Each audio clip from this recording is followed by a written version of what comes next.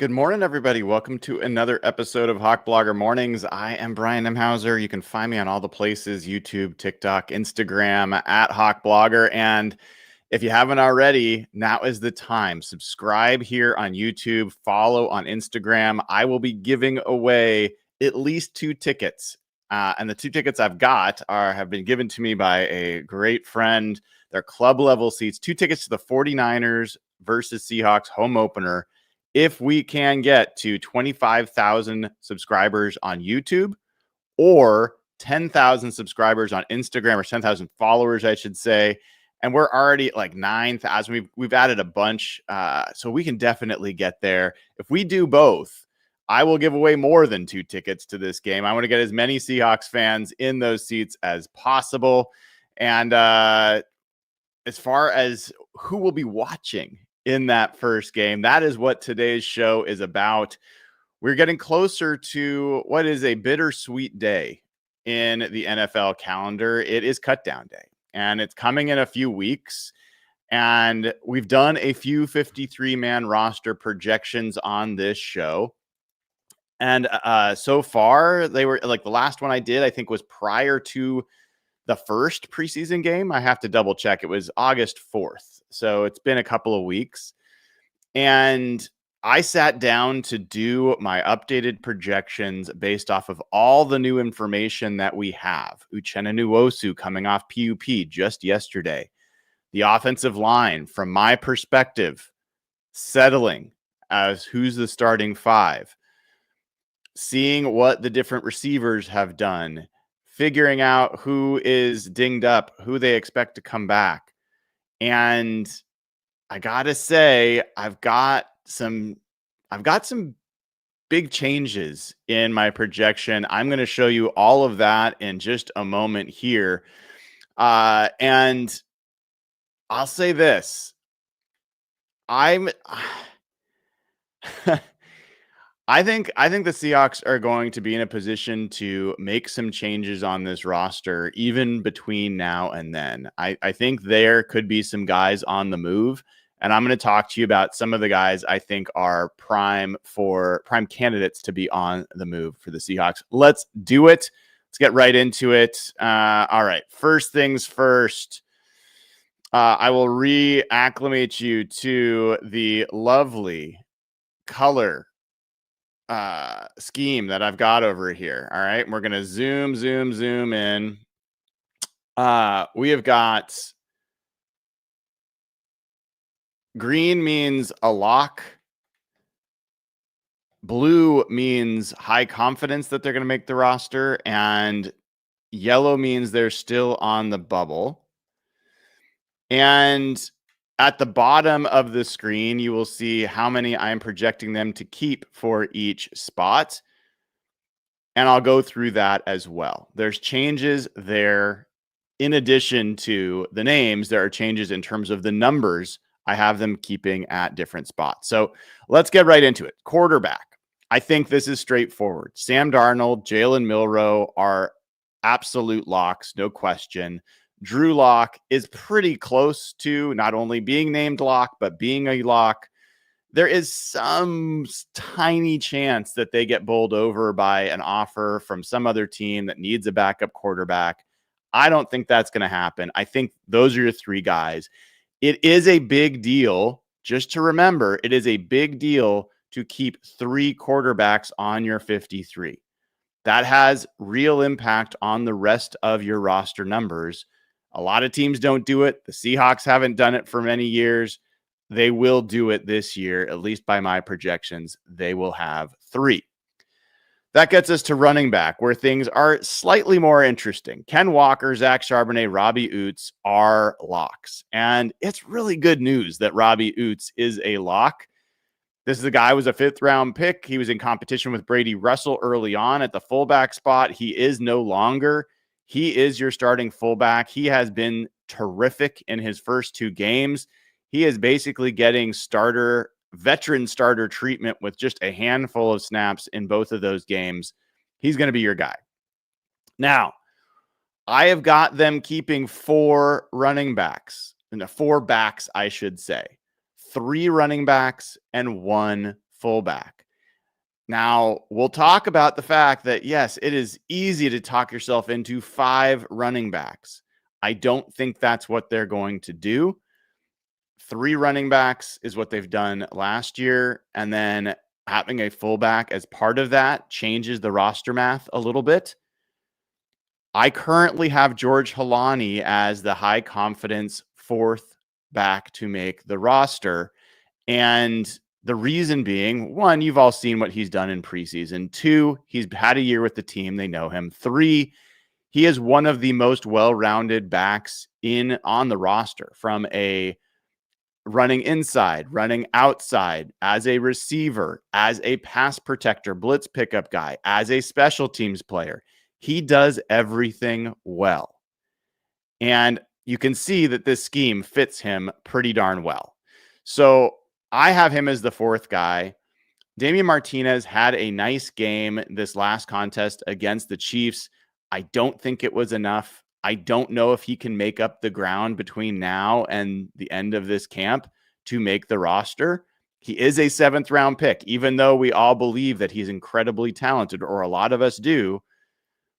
I am not sure he's going to be able to scrape his way onto the roster. Jacardier Wright has been a really pleasant surprise. I think he has been a great addition and had a terrific camp.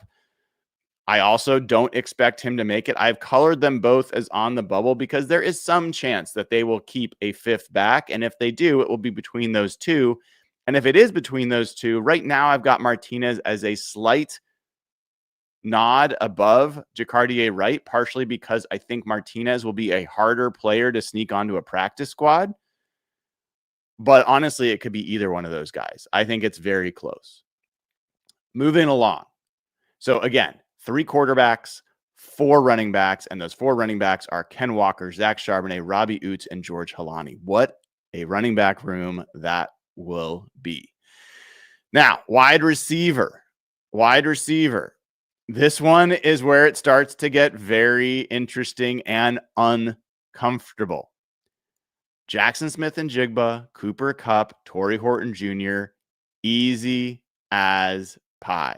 They're all locks to make this team. No question about it. Don't worry about Torrey Horton's ankle. It's all fine. No matter what, even if it is a bigger injury, which I do not believe it to be, he will be on the roster.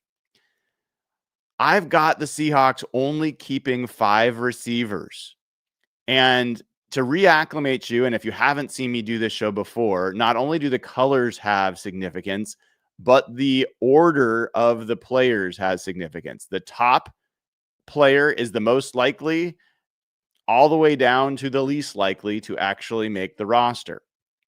And it's not a clean stack ranking because, there's kind of these groups or these tiers, but that's generally the way I do it. And I've made some meaningful changes from the last time that we did this. After Torrey Horton Jr., I have Derek Young as the 4th receiver. I have Jake Bobo as the 5th.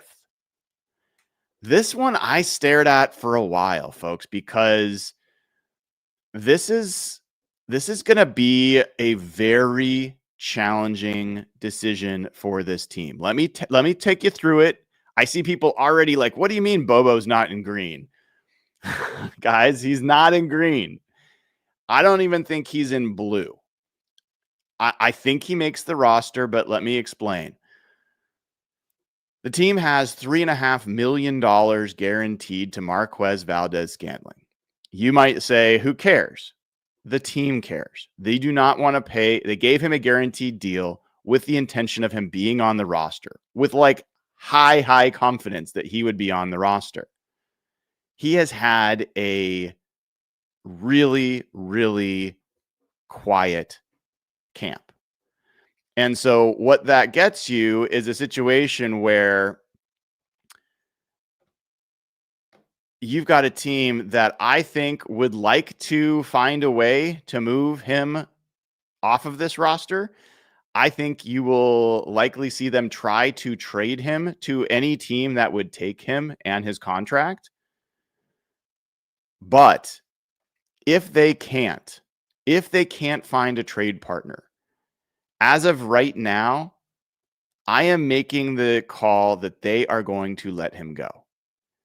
And you might say, who cares? Like, he's not that good, or I haven't seen anything from him. I don't care. Clint Kubiak, you're asking him to go into this season with no receivers that have played in his system before. Marquez Valdes-Scantling played for Clint Kubiak for the last half of the season last year. He played well, made big plays in that offense for him. It is a trust fall for the team to decide, okay, you get exactly 0 players that have played in your system before.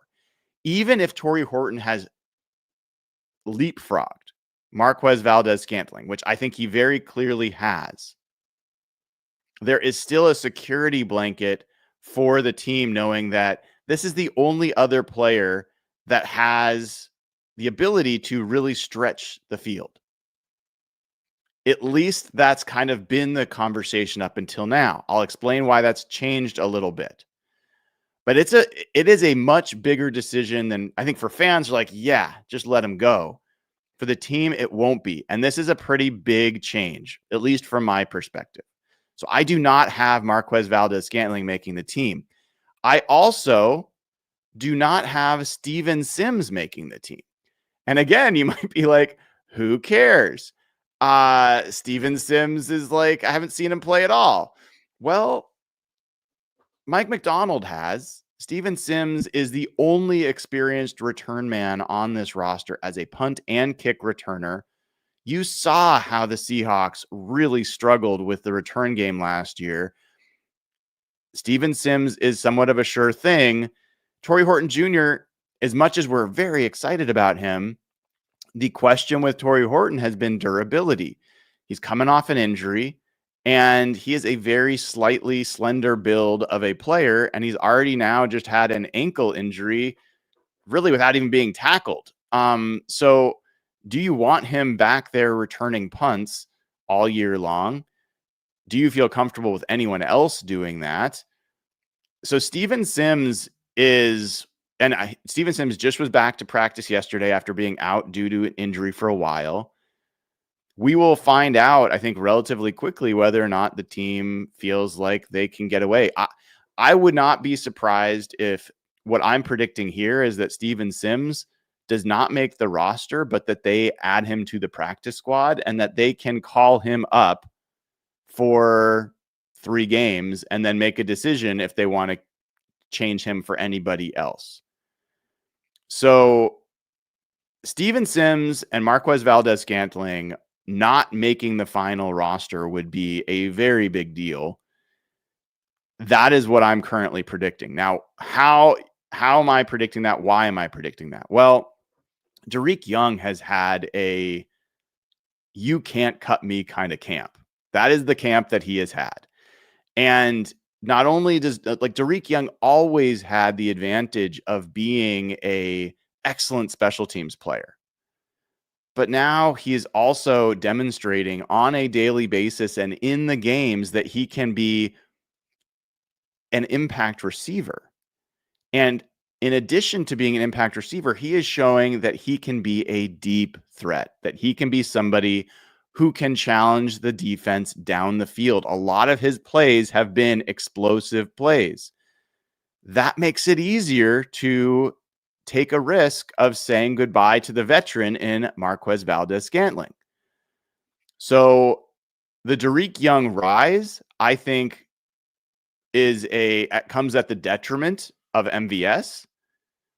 I think that the team is better off. It is a more solid roster with a 4th or 5th receiver that is an excellent special teams player than it is to have a veteran safety blanket that you can go to if you need to.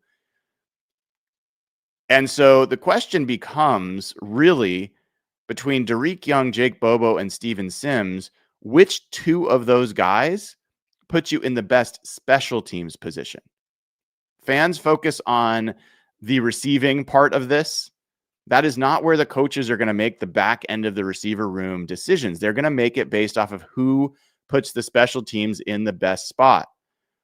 Is Jay Harbaugh going to be the guy that says, No, I want an experienced returner back there. Give me Steven Sims. Or is he going to be the guy that says, no, Jake Bobo and Derek Young are two of my core special teams players. I need them on this roster.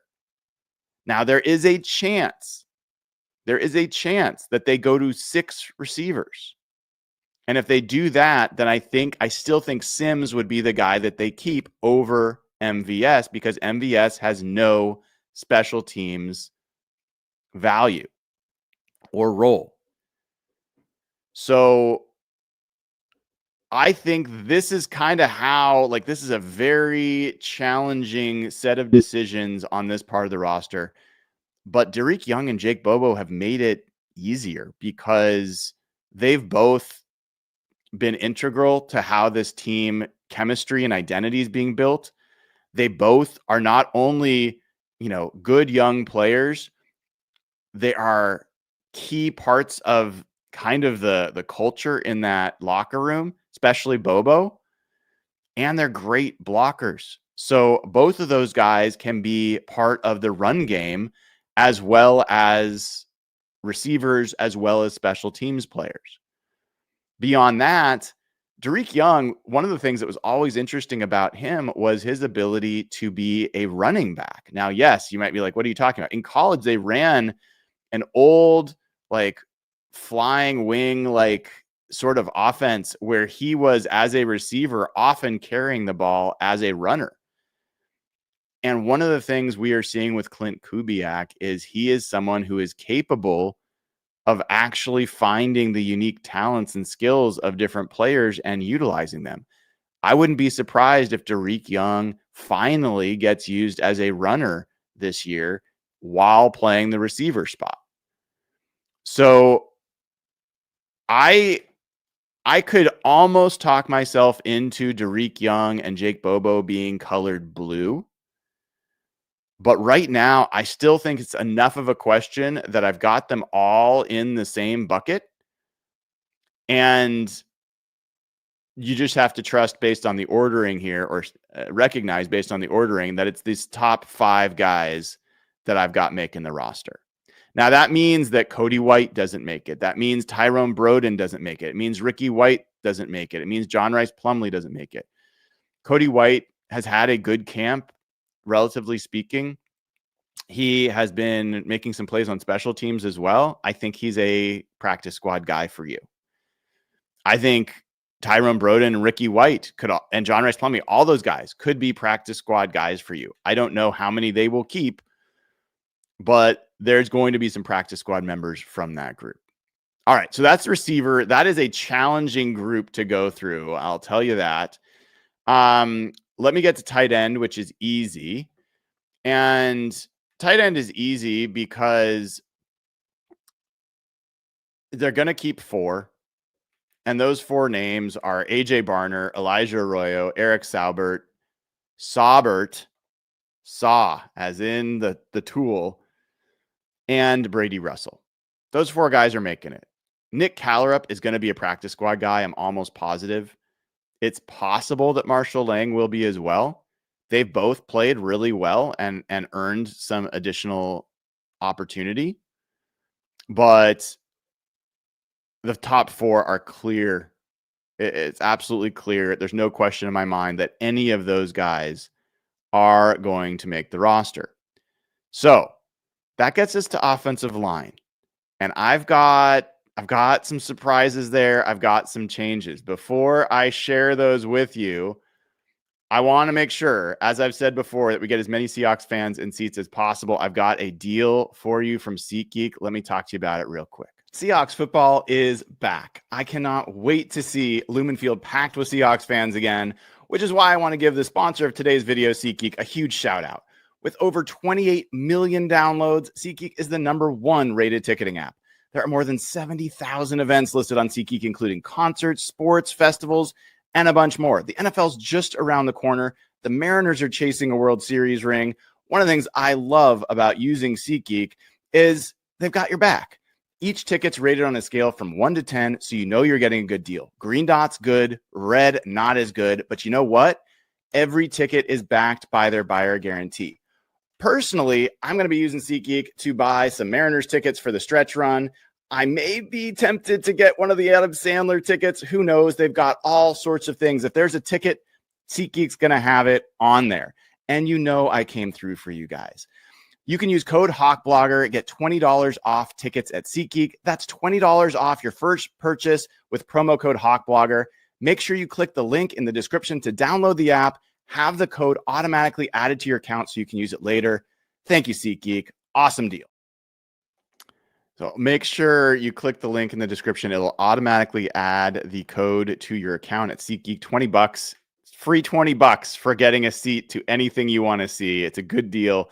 Take advantage of it. And let's get right back into this. So the next crew, and maybe the one that has, this might be the biggest surprises. So I had 10 offensive linemen making it before. I've cut that down to 9.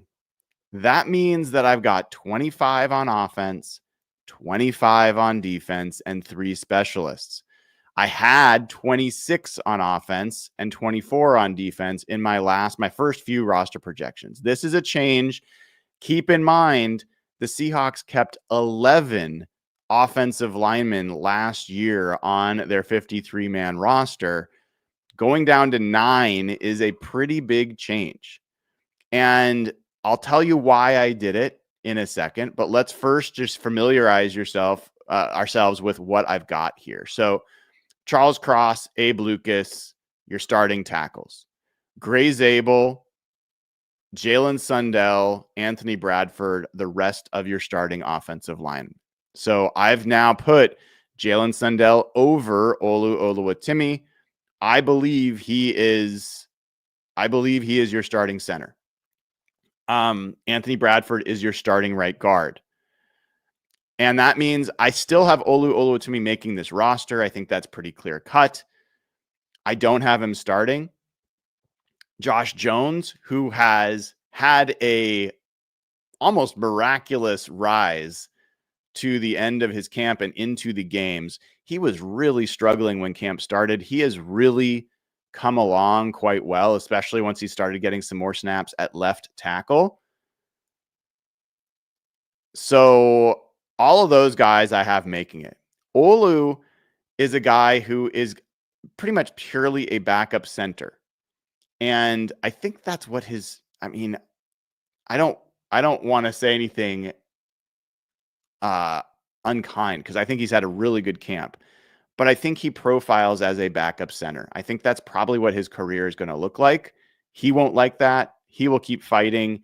He is certainly able to be a starter. I don't think any team that had him as a starter would be in a bad situation. I just don't know if there's a lot more beyond that for Olu Oluwatimi, whereas with Jalen Sundell, I don't know what the ceiling is yet. I think we're going to find out together over the course of this season. All right, so those are my locks. I don't have anyone in blue. But by the way, in case you're just counting along with me, that is 7 players. I said 9 would make it.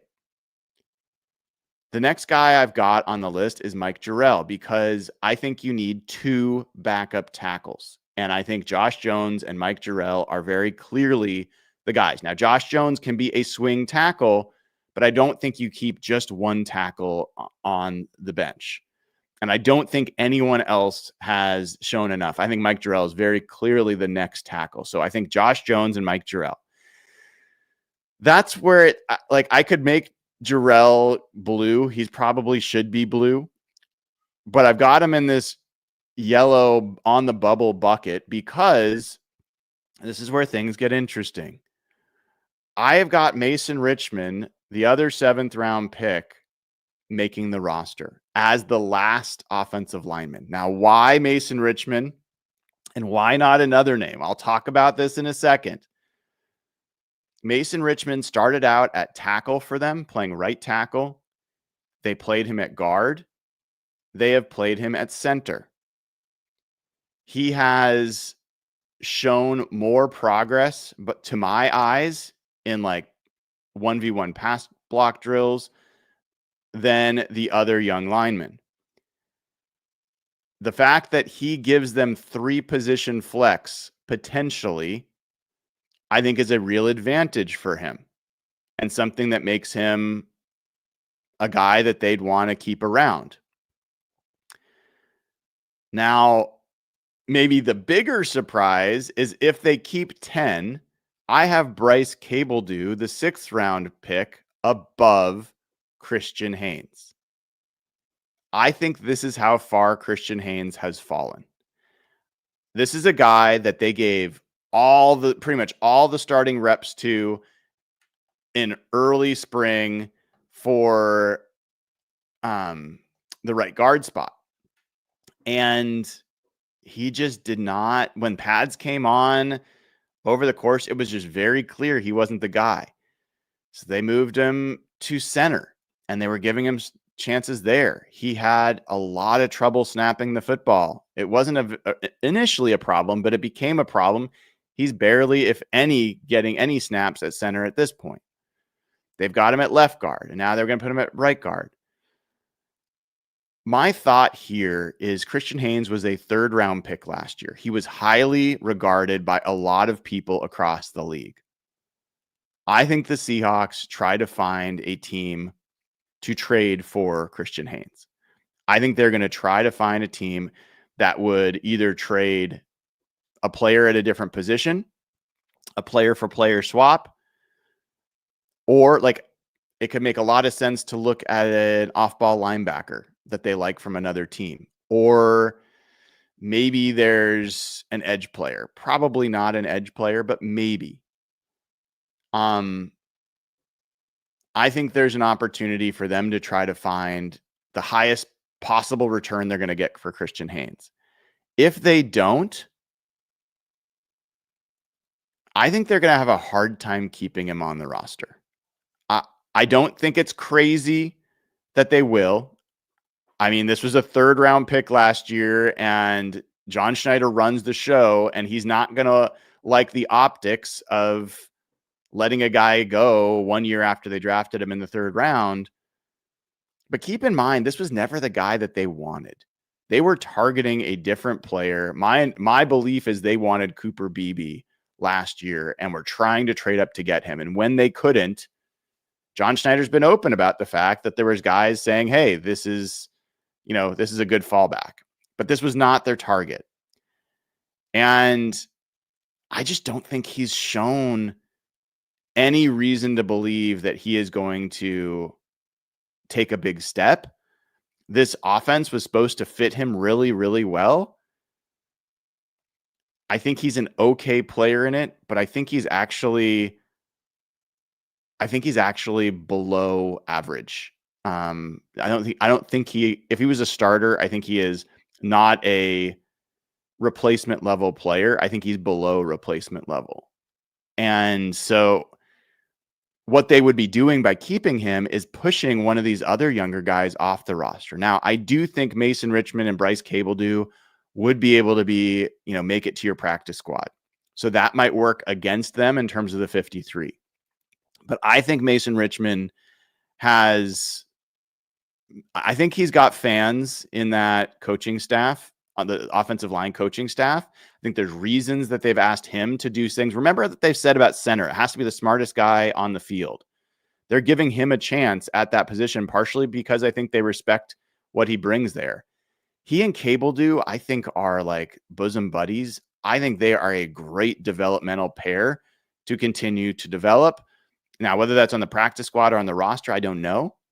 But Cabledew also gives you flex. He has played on both sides. He can play a little bit of tackle if you're in a real pinch. Christian Haynes just doesn't have that kind of flex. This also means Satawa Lamea does not make the team. A guy that started for you the last part of the year and played pretty well. I think Satawa Lamea to me really makes sense as a practice squad guy if they choose to bring him back. Now, he unfortunately is a better fit for a gap scheme kind of system. I don't know if this has worked well for him or not, but he has struggled, and he had some penalties in this last game. He is down to like 3rd string. I just don't see it. Federico Moranges, I've got as a different color on there because he is an international player, won't count. He has a roster exemption because of it. So, he will be handled a little bit differently.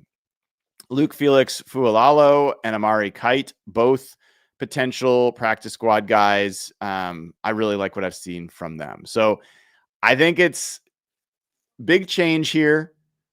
Jalen Sandell above Olu Oluwatimi. Only 9 players instead of 10. Mason Richmond making the final roster. Christian Haynes not. And even if it's not Mason Richmond, Bryce Cable, I've got him above Christian Haynes as well. I don't know if anyone else is going to be predicting that on August 18th, but let me know because I think I will be the first. All right, let's keep going. Let's get to the defensive side. So interior defensive line, I went back and forth. This is why I went from 10 to 9 on the offensive line. I went from 5 to 6 on the interior defensive line. And this is how many they kept last year. The Seahawks kept 6 interior defensive linemen last year. This year, Leonard Williams, Byron Murphy, Jaron Reed, easy peasy, green locks on the roster. That's 3. Mike Morris, I have him as a blue.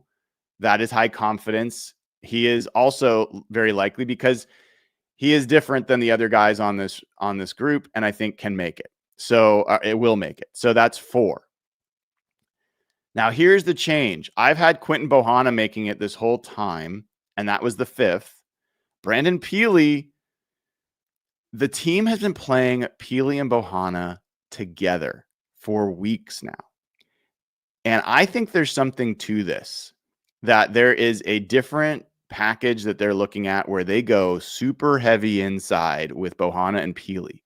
And both of those guys have demonstrated the ability to not only play nose tackle, which is where we've really been focused, but also play all the way out to like 4-eye, like different techniques and play together and be productive doing it. So ultimately, I think they're going to want to have those 2 guys on there. I will scroll down so you can see. I've got Jonathan Hankins on the IR, not coming off of it for the season, or at least for the beginning of the season. I've got Riley Mills on PUP. I think he stays on PUP. They get him back at some point during the season. But in the meantime, I think Quinton Bohanna and Brandon Peely both make the team. And I think the team's better off with that additional heft on the defensive line than keeping one more developmental offensive lineman who I think they could probably stash on the practice squad anyway. The question for the team will be, are productive interior defensive linemen going to be harder to stash on the practice squad than developmental offensive linemen? That's going to be the question. I'm right now changing my tune and saying they're going to keep one more defensive lineman. Bohanna and Peely both make it. Bubba Thomas, J.R. Singleton, Anthony Campbell, especially Thomas and Singleton, both of those guys are very likely practice squad guys. I know that Justin Hines, big fan. I see them working with him. They've had great camps. So I really like the interior defensive line development. And then you've got Riley Mills coming off there at some point. And I think Jonathan Hankins is a safety blanket, an emergency that you can pull the ripcord if you need at some point. But I wouldn't be surprised if Jonathan Hankins does not play a snap for the Seahawks this year. All right, let's keep going. Next, inside linebacker. I have got Ernest Jones, Tyrese Knight as locks. I've got them keeping 5. That's 2 of the 5. I've moved Patty O into a high confidence blue. He's the 3rd guy. Then you've got 3 guys for 2 spots. Josh Ross, Drake Thomas, Jamie Sheriff. Now, you might be surprised to see me have Josh Ross above Drake Thomas. I think Josh Ross is one of the best special teams players on this roster. I think he's also a really interesting athlete and was playing really well as an inside backer. His injury is not something that's going, like he's had the surgery. He'll be back. I think that I've got him above Drake Thomas. And ultimately, it doesn't matter in this case because I have both of them making the roster.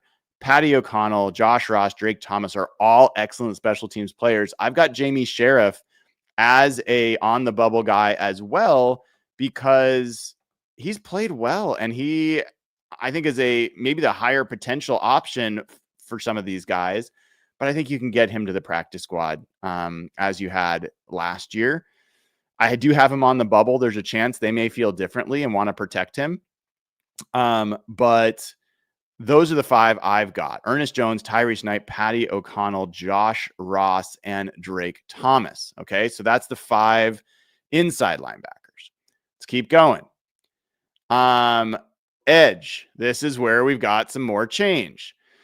So we have Derek Hall, DeMarcus Lawrence, Boye Mafe, and now Uchenna Nwosu making the roster. They lifted him off PUP yesterday, which means he will be part of the 53. They can't put him back on PUP. They could put him on IR, but that would mean he would be lost for the season. So he will be on the 53. I've only got them keeping 5 edge players. This is where things may switch around, especially if they don't feel like Uchenna will be ready for the first week or first 2 weeks. If they have more questions about when he'll be available, they may be more likely to keep an additional edge player. This is also a place where Brady Henderson and others have talked about that there might be a player that's not on the roster that they try to add. Jadeveon Clowney, or I've talked about Kayvon Thibodeau, like as a trade option. Like there might be something else out there that they do. You know, I know people are talking about Mr. Hendrickson from Cincinnati. All those things could happen in this room. But I've only got them keeping 5. I'm sticking with 5 for now. I've got Jared Ivey as a high confidence guy to make this roster. I had him as a lock before the Uchenna Nwosu PUP news. I've moved him to high confidence. I still think he's the 5th guy that makes this team. I think he has been too valuable, and I don't think you sneak him onto the practice squad. He's a young, productive guy who people had questions about his athletic profile in college, so he went undrafted. He's now put 2 good games on film in the preseason. I don't think you're sneaking him onto the practice squad. And I think he is exactly the kind of guy you want to keep and develop. I think he's got a lot of upside to be a potential starter for you down the road, or at least be a heavy rotational player. And I think he gives you something that DeMarcus Lawrence gives you, a little bit of what Uchenna Nwosu gives you as well. So that's where I've got the 5th. That means Tyreek Smith and Connor O'Toole do not make the roster. Jalen Gaines has been playing well. He just had an injury. We don't know the details of it, but he wasn't going to make the roster probably either way. Tyreek Smith was a question mark. I think he's the guy that's on the outside looking in with Uchenna Nwosu making it back. Connor O'Toole as well. I think both of those guys are very clear practice squad candidates, and we will see what happens there. All right. So that's edge. Cornerback. Some changes here as well. Devin Witherspoon, Reek Woolen, Josh Jobe, Shaquille Griffin are my 4 locks. I've got them keeping 5 corners like they did a year ago. Nehemiah Pritchett, a guy I have been hard on and skeptical of. I have him as the 5th guy making the roster. He has made more plays. He has had a good preseason. He has started to show up on special teams, and he is one of the guys that Jay Harbaugh mentioned when asked about like the guys that stand out in special teams. He's one of the guys that Jay Harbaugh mentioned. That matters. It absolutely matters at the back end of the corner room. Now, I think Shamar Jean-Charles, it's unfortunate. I think he was leading this charge and is an excellent special teams guy, but has been out with injury for weeks. So I don't think that's going to help him. I think Demarion Williams had a very strong start to camp and is an excellent special teams player. I don't think he's had nearly as good of a recent camp. And so I've got Pritchett, a guy that's already been on the team, already familiar with the room, who has had a strong camp. I've got him as the 5th guy making the roster. That means Asas Waxter, Tyler Hall, Kadrain Callaghan, I don't have like on the bubble. Waxter might be a practice squad guy, but I'm not sure he's done enough yet to earn that. He's had some nice plays. I think he's certainly a nice developmental option. I'm just not sure he's done enough quite yet to earn that spot on the practice squad. We'll find out. Depends on what happens with Shemar Jean-Charles and Demarion Williams. So that is the cornerback position. All right. Last but not least, we've got the safety group. I've got them keeping 4. AJ Finley's on IR. Julian Love, Kobe Bryant, Nicky Manwari are the clear keeps there. D'Anthony Bell, for me, is a high confidence 4th guy. After that, Jarek Reed, Ty Okada, I've got them as the 2 next. And honestly, I'm going to make a change real quick here because I think Ty Okada is above Jarek Reed. There's a chance. Jarek Reed's an excellent special teams player. So is Ty Okada, but so is D'Anthony Bell. So I think that this is pretty clear cut, but we will find out. I think there's definitely some practice squad potential in these 2. So that gives you your 50. And then Michael Dixon, Jason Myers, Chris Stoll. I assume Chris Stoll is going to be back from his injury. So let's go through this again. Let me give you the final 53 that I've got. Sam Darnold, Jalen Milroe, Drew Locker, your quarterbacks. Running backs, Ken Walker, Zach Charbonnet, Robbie Utes, George Halani. Wide receiver, Jackson Smith and Jigba, Cooper Kupp, Torrey Horton Jr., Derek Young, Jake Bobo. Tight end, AJ Barner, Elijah Arroyo, Eric Saubert, Brady Russell, Charles Cross, Abe Lucas, Gray Zabel, Jalen Sundell, Anthony Bradford, Olu Oluwatimi, Josh Jones, Mike Jarrell, and Mason Richmond, your offensive linemen. Your interior defensive line, Leonard Williams, Byron Murphy, Jaron Reed, Mike Morris, Quentin Bohanna, and Brandon Peely. Off-ball linebacker, Ernest Jones, Tyrese Knight, Patrick O'Connell, Josh Ross, and Drake Thomas. Edge players, Derek Hall, DeMarcus Lawrence, Boye Mafe, Uchenna Nwosu, and Jared Ivey. Cornerbacks, Devin Witherspoon, Reek Woolen, Josh Jobe, Shaquille Griffin, and Nehemiah Pritchett. Julian Love, Kobe Bryant, Nicky Manwari, and D'Anthony Bell are your safeties. And then your specialists are Michael Dixon, Jason Myers, and Chris Stoll. Let me get to your super chats. There's a number of them in here. First of all, Talia Knight's back to his amazing deeds. 50 free Hawkblogger memberships here on the channel. All you got to do is turn gifting on your YouTube account. Make sure you search on Google if you don't know how to do that. And then like, subscribe, join. Remember, 25,000 subscribers on YouTube or 10,000 followers on Instagram. I'm giving away great seats for the Seahawks versus the 49ers to a Seahawks fan or fans. So become a member too. Consider upgrading to be a club level member or higher. Gets you additional members only content. Also gets you access to the Discord channel. Think about paying it forward, giving away to somebody else. Give a gift of membership to somebody else. Talia Knight has gifted hundreds of these memberships. Really appreciate it. All right, Smokehawk says, when was the last time we had the O-line set before week 1? It's been a while, Smoke. It has been a while. So definitely appreciate that we seem like we've gotten there with 3 weeks before the first game. We didn't even have it set in the season last year till the week 11 or so. Nate Schutz, who's been a member for 10 months, says, who's the next Drake Thomas we can snipe at cut day? Nate is referring to the fact that Drake Thomas was a guy the Seahawks grabbed off of the Raiders practice squad a couple years ago. He's obviously developed for them. We've seen other trades, like you remember Justin Coleman was acquired as a slot corner, worked out for the Seahawks. You've seen other things like that. I don't know. I don't know. I am not following all the other teams nearly as closely as I'm following the Seahawks, so I wouldn't claim to make that guess. But that's going to be an interesting one. I think the positions that could happen at are corner, edge, maybe off-ball linebacker. We will find out. So I just see that Ishmael has joined as a member. Appreciate that. Welcome to the crew. Love to have you guys join as a member. So yeah, that was fun to go through, honestly, because I think there's a lot going on. And I think the news of yesterday shakes things up quite a bit. So I'd love leave in comments what parts you agree with, what parts you see differently. I'm really curious what everyone else sees and how you like, what's the hardest cut for you of those? How do you feel about Christian Haynes not making the roster? Like, I will tell you, for me, if this comes to fruition, if Anthony Bradford develops as a 4th round pick from the prior draft and Christian Haynes doesn't as a 3rd round pick in last year's draft, I don't care.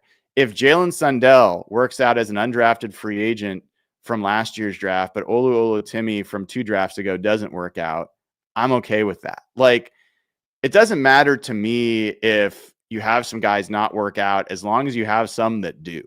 And I think they've got a number of guys that look like they're working out. To me, that makes it okay. Now, you never want to swing and miss on a 3rd round pick, but a lot of teams do. We can do another show. If this actually happens, I'll do a show and we'll talk about how many 3rd round picks make it, how many don't. But that's kind of the biggest surprise for me when I went through that I couldn't get, in my mind, pushing off some of these other players to make room for a guy that hasn't really excelled at any one position, let alone be able to back up at multiple positions, like I think a Mason Richmond could. All right, folks, appreciate you. I got to jump on with Brock and Salk here in 2 minutes. So head on over to Seattle Sports Radio. I'll see you over there. Until then, I'm Brian Nemhauser. Have a great rest of your day. This has been another episode of Hawk Blogger Mornings. Take care.